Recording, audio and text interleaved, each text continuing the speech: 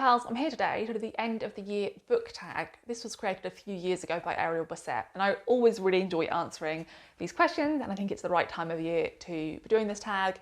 Yeah, I think this tag just kind of encourages you to think about what you want to make sure you fit in before the end of the year, and also kind of start to think about next year's reading, and just gives me the opportunity to highlight lots of really good books that I've probably, well, I haven't read yet, so I don't know if they're really good, but they sound pretty good. So what I'm going to try and do is to talk about books that I haven't recently spoken about in other videos, but I might just highlight some other videos that would kind of also answer these questions. The first question is, are there any books you started this year that you need to finish? There's only one, and that's because I used to be someone who read between 10 and 15 books at once, and I'd only probably really be actively reading 3, but the rest would be books I'd started, didn't really enjoy, and I just put in the stack saying I was currently reading them.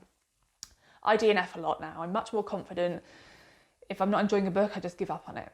And so it's rare for me to have a book sitting as currently reading for longer than a few weeks.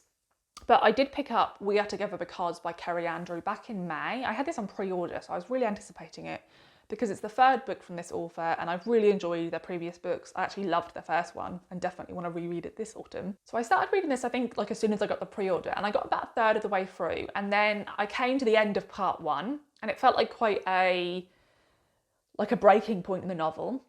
And I decided I wanted to wait until it was more summery to read this, because this is set in the south of France in the summer, and it was lots of descriptions of really hot weather.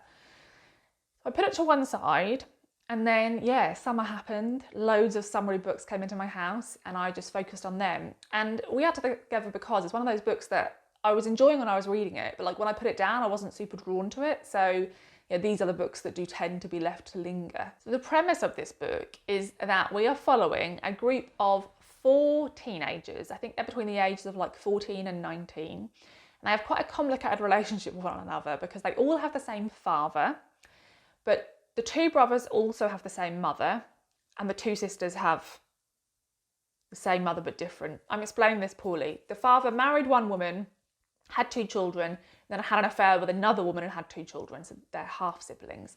And they don't know each other that well, but their father has invited them to his house in the south of France, his kind of summer house, to spend some time together, but he hasn't yet arrived, and so they're all there together.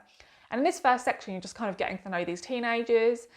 And one of the things I wasn't entirely sure about is each of them had a really specific character trait or interest that really distinguished them from the others.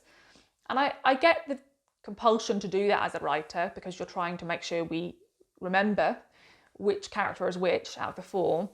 But it did feel a little bit overwrought in that they all had such a specific thing that I don't think is that common, So I just thought, by the time the description of the 4th one came along, I was thinking, what's your thing going to be? But the kind of overarching premise of this novel, what it says on the blurb, is that one of the siblings can hear this noise constantly when they're on holiday, but the others can't. But gradually they start to be able to hear it, and it says that during the holiday there will be some kind of world-changing event that they then have to kind of deal with, and it kind of hints at it being kind of apocalyptic.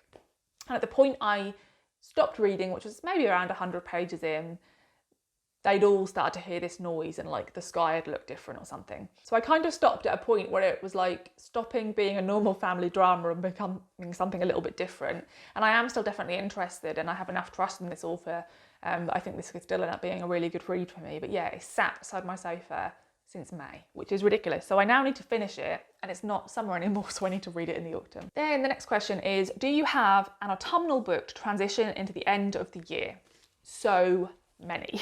I recently uploaded my autumn/winter TBR. There's 35 books on it. Most of them are super autumnal, so I will link that above. So I'm not going to go over those again because you may have already watched the video and heard about them. But there are a few more that I would like to add because I cannot be stopped this time of year. The majority of books I want to read sound autumnal, so I just want to cram all my reading into this part of the year. So I think I borrowed this book from the library last autumn, but it was a new release then, and so I had to return it before I got the chance to read it, and kind of forgot about it. And then this time round, this autumn, I've been seeing other people do autumn recommendations over on both YouTube and Instagram, and this book keeps popping up and it's reminded me that I really want to read it.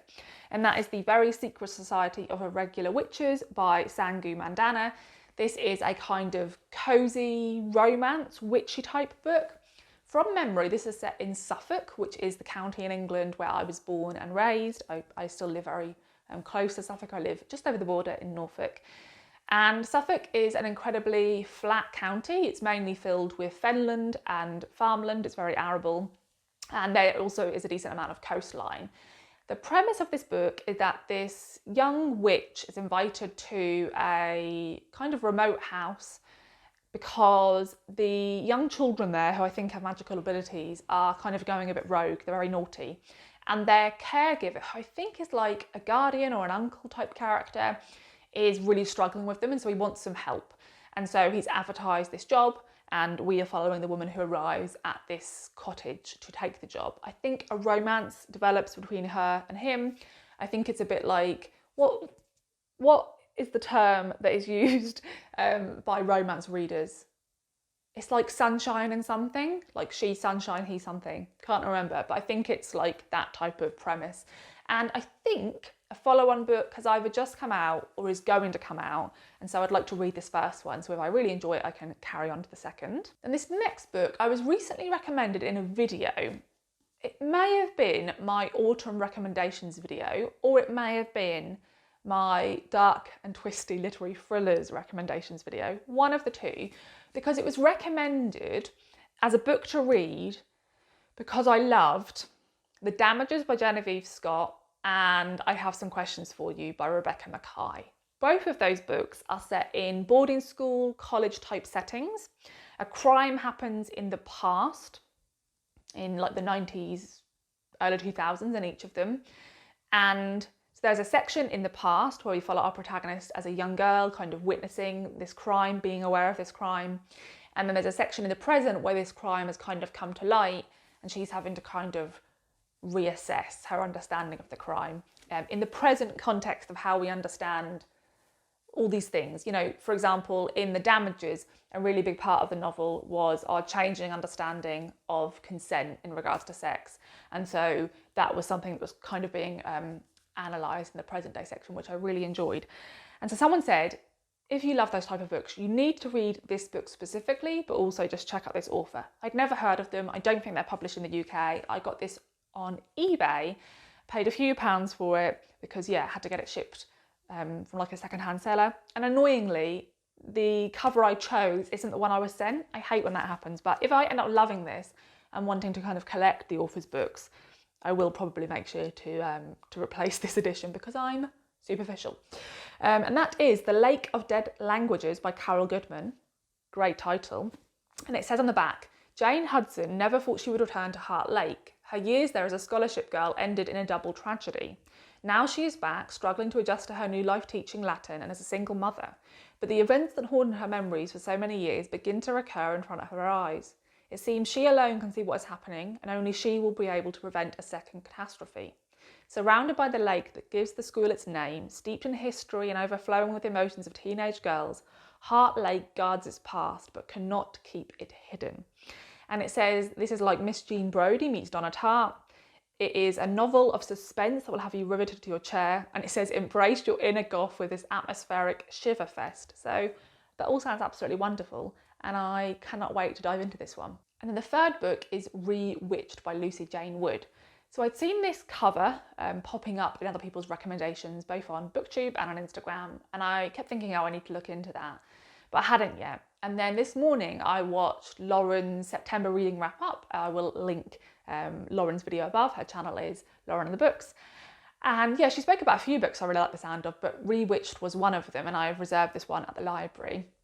She described this book as a book about a young woman who is a witch, and I think she works in a bookshop, could be a library. And she doesn't really use her witchy powers very much at all. She just uses them to kind of help her out with little tasks. And then her local, I think, coven, ask her to prove her witchiness. She has to prove that she's kind of earned her magic. And it's about her having to do that. And I don't know, there might be a romance, I'm not quite sure, but I just heard this has like super cozy, lovely witchy vibes.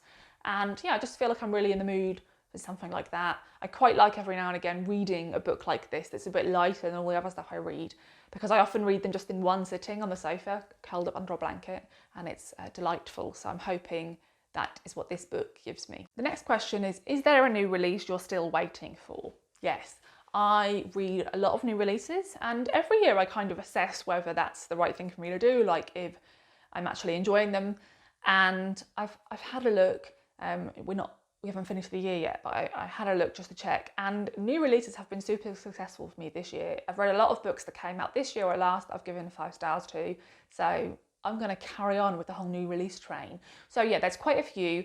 I spoke about a couple of them in my autumn and winter TBR video, but I also fairly recently did a most anticipated releases for the rest of 2024, which I will link above. So yeah, there's quite a few. There's 3 or 4 that I have on pre-order, like I definitely want to get my own copies of. But another one that I've recently become aware of that I have since kind of added to my radar is Time of the Child by Niall Williams. This comes out on the 24th of October, so not long to wait. The reason I've become aware of this is because in this last year, a couple of people have recommended me this author's books. I believe he's an Irish writer who writes books that are kind of quite rural in setting and have kind of coming of age and small town themes, which is something I'm loving. I've always loved coming of age, but I am kind of moving into my small town era, or at least becoming aware that that's something I really love to read about. And yeah, I've had somebody in my Patreon Discord recommend This Is Happiness to me, which sounds like perfection. I really want to read that. But I think that's set in the summer, so that'll be one I maybe pick up next summer. And then recently I had someone recommend one of his other novels to me, and when I was looking into it, I stumbled across this new book he's got coming out, and I thought, oh, let's have a little look what that is about, and immediately was like, this is probably going to be the first book I read from him because it sounds exactly the sort of thing I want to read. It says, this is a heartbreaking and life-affirming novel about small towns and second chances. Dr. Jack Troy, now just to pause here and say, I read a Mary Lawson book where one of the central characters was a doctor, and also in The Road to Dalton by Shannon Bowring, one of the main characters is a doctor, and both of them in a small town. And I realised I really like reading about doctors in small towns because they know everything about everybody, and they have this kind of access to people's homes and secrets that other people in the community don't. So I was very excited to see this was about a doctor.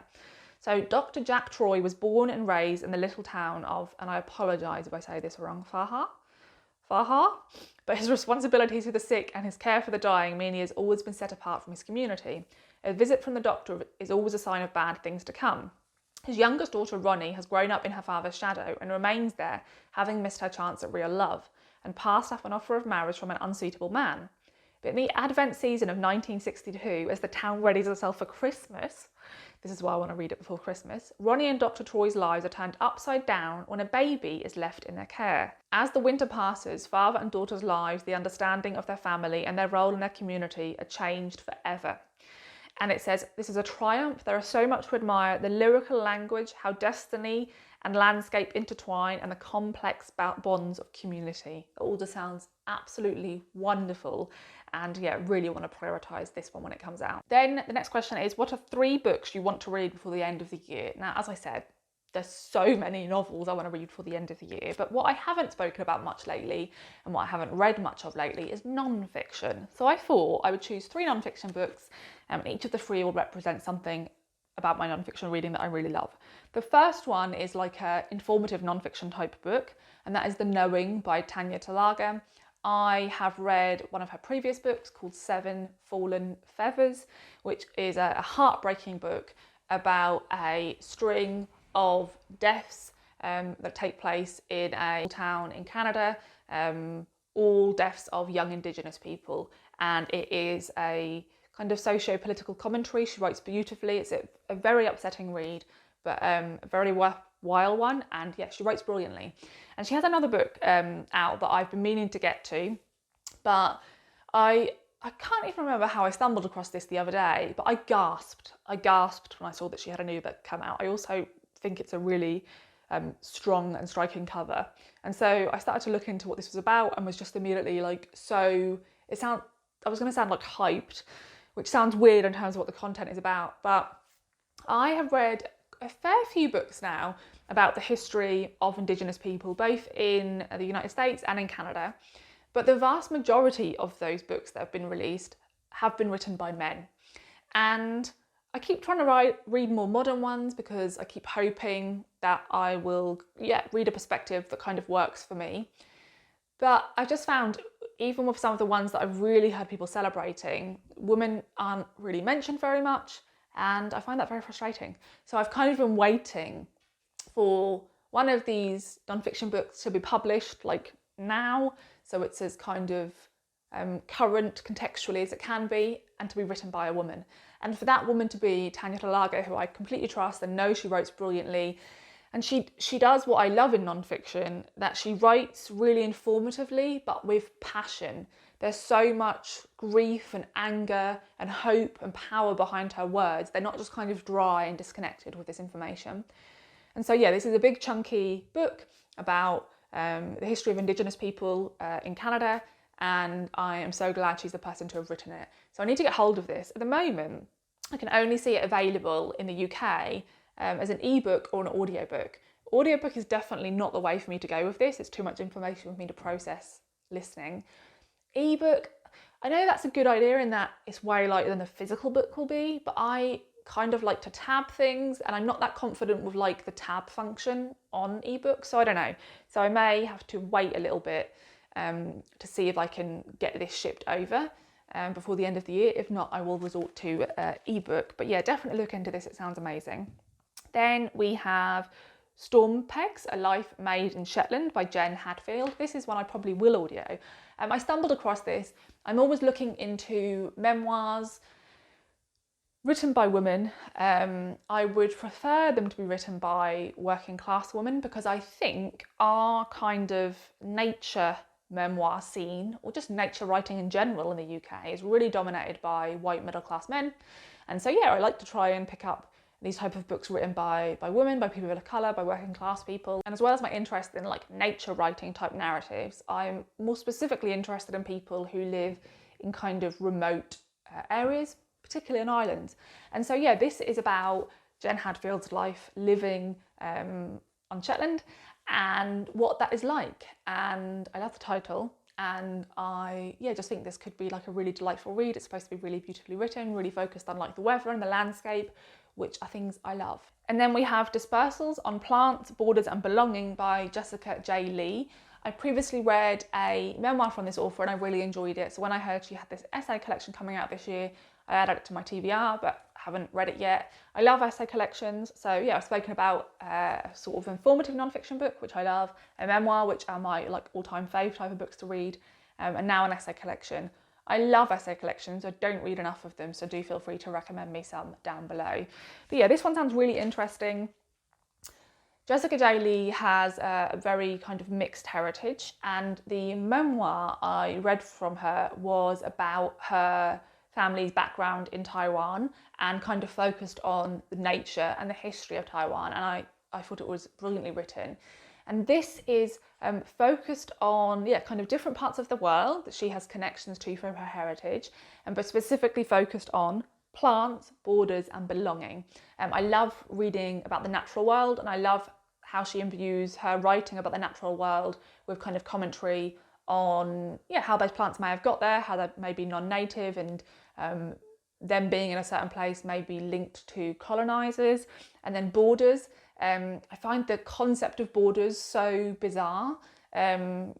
When you hear people get really frustrated and say horrendous things about refugees and immigrants, I always find it really kind of just odd, the notion of borders. And so I think that will be really interesting, the way she touched on that. And belonging, so she's talking about how you can kind of belong to a place or belong to multiple places, and what that belonging feels like, whether it feels like kind of national identity or whether it's more tied to the kind of landscape of the place. So all of that sounds super compelling, and I really like the way she writes. And then the penultimate question is there a book you think could still shock you and become your favourite book of the year? Yes, there are so many. So briefly, there is at least 10 on my autumn and winter TBR that I think I could end up loving. There are 4 books left on my 5-star predictions that I'm working my way through, slowly but surely, and hope to read those 4 in the next month and wrap those up. So obviously I think all 4 of those could be 5 stars. And then I also have a stack of books here I thought I would kind of briefly talk about. And I have really high hopes for these. I feel like I kind of have to mention this new Sally Rooney book. I'm not super compelled by the premise of this, and I also wonder if I've kind of, I don't know if grown out of is the right phrase, but I find myself feeling more frustrated by the type of characters that Sally Rooney writes in terms of their poor communication, because that's something I just find super frustrating. So there's a chance I'll just vibe with this and like love the reading experience, which is how I felt when I read her previous ones. There's also a chance that I'll just kind of feel frustrated with it. So this could go either way. This one I really think will be a 5-star read. So this came out a month or so ago, but there was quite a big hold list at my library, and I've been checking every single day, several times a day, and getting increasingly frustrated about the fact that this book hasn't been ready for me. But it was yesterday, and I picked it up in the evening. And that is Shy Creatures by Claire Chambers. This is her new novel. I read her previous novel, Small Pleasures, and just loved it. Just a super delightful, cozy book. She writes books that are set in the 20th century that have kind of like, just kind of cozy historical fiction vibes. So I was already excited about this one just because I loved her last book. But recently I was getting a bit impatient, as I said, to read it. And so I listened to the sample on audiobook and fell in love, and almost bought the book on audio, but I just knew I'd love it so much that I'd want to read it quicker than an audiobook kind of allows me to. So I made myself wait, and I'm now so excited to have this in the house. This is set in 1964 in Croydon in London. It follows a woman who's in her 30s. She's an art therapist in a psychiatric hospital where she's been having this really long love affair with a doctor who works there. And then she receives a call about a derelict house. She goes into the house and she finds this man who has a beard down to his waist, and he's been living with his elderly aunt. And it turns out that he's been like kept in this house shut up for decades, but also turns out he's like a really amazing artist. And so it's about those characters. So that sounds like it could be like a bit twee, and it possibly will be, but I really enjoyed her previous one, even if it was a bit twee. So I'm so in the mood for this, cannot wait. Another thing I just want to say is that I really love this cover, but I also really love the North American cover, which I'll put up here. They've both gone for the vibe of like a tea caddy biscuit tin type situation, but with different animals and kind of a different art style, and I cannot decide which one I prefer. I think they're both beautiful, so vote down below and say which one you prefer. And then in terms of like older books, I've pulled a few books off my physical TBR. I have about 30 or 40 books I actually own, and I'm annoyed with myself that these books are sitting there because I feel like I will absolutely love them. So I'll talk about these 2 first because they're from authors I've previously read books from and given 5 stars. The first one is Salt Houses by Hala Al-Yan. This is a family drama. I loved The Arsonist City, which is a family drama that came out a few years ago. One of the best family dramas I've ever read, and so why have I not read this? I don't know. The other one is Abandon Me by Melissa Phoebos. This is a memoir and essays. I read another kind of memoir / essay collection she wrote a couple of years ago called Girlhood. Absolutely amazing, 5-star read. Also don't know why I haven't read this yet. And then the other 3, I have a short story collection called Sleeping Alone by Rue Freeman. I think I bought this around the end of 2023, so it's sat on my shelves for nearly a year. I feel like I could absolutely love this short story collection. It's about crossing borders, both real and imagined. It spans the globe, and it just sounds like the type of book I could love. And I heard really rave reviews, in like written reviews I saw online. Another one which I picked up just before it was longlisted for the Women's Prize for Non-Fiction, and I stumbled across it purely because part of this book is talking about the area where I'm from, a flat place.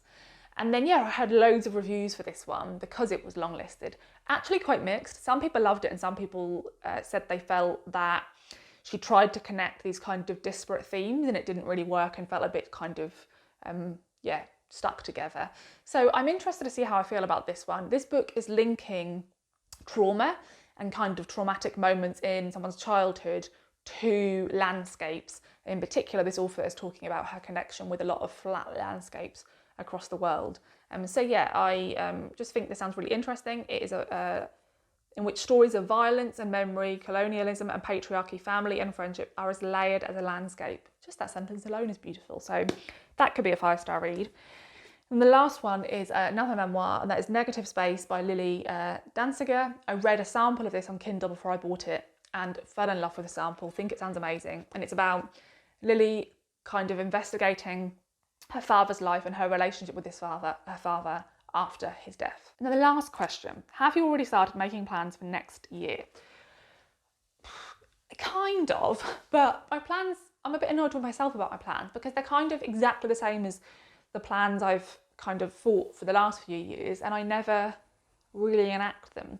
So my plans are to actually do the plans, and the plans are and have always been to read more things that I really want to read, those things being non-fiction, short story collections and fantasy.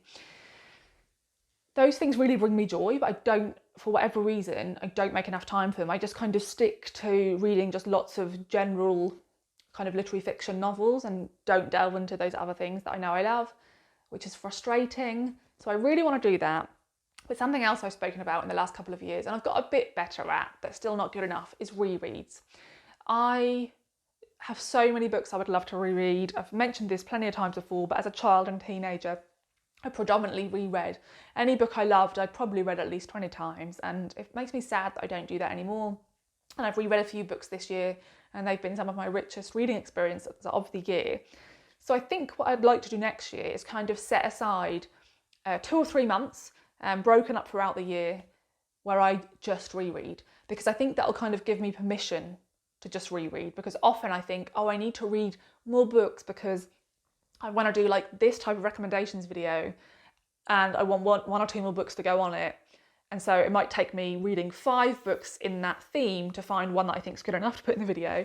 And so I'm constantly I feel like this year I've allowed myself to be more dictated to by the channel, not by you guys, but by how I feel, than I would like to. And another thing that I've been attempting or thinking of doing for the last few years is to rebuy all the books I loved as a child that I got rid of, and reread them. And that's just something I want to do. And it's kind of something I put to one side because, again, it just feels like then I might spend a month doing that, and like that might not be very interesting to hear about, books from the 90s and 2000s, children's books. But I shouldn't let that stop me doing something that's probably going to bring me a lot of joy. So in particular, as a child, I really loved books by Robin Jarvis and Brian Jacks. Robin Jarvis in particular wrote a lot of kind of creepy books and books with anthropomorphized animals, and I just remember reading them and loving them.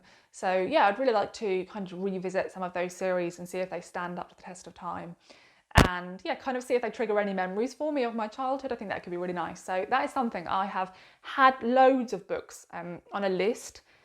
I kept trying to think of them for like 3 years and I still haven't done it. And they'd be so cheap to pick up copies of because yeah, they're like secondhand, they're like £2 or £3 each. So need to do that. So yeah, that's something else I'd like to do next year and actually prioritise. So it's more like prioritising just the things I feel like reading over allowing kind of video ideas to dictate what I read instead. That is what I would like to do next year. So yeah, thanks so much for watching. I would love to know your answers to these questions. I'll put the questions in the description box so you can see them down below. And I'd also love to know if you have read any of the books I mentioned, or if you have any reading plans for the end of the year or for next year. Yeah, thanks so much for watching, and I'll see you in the next video. Bye.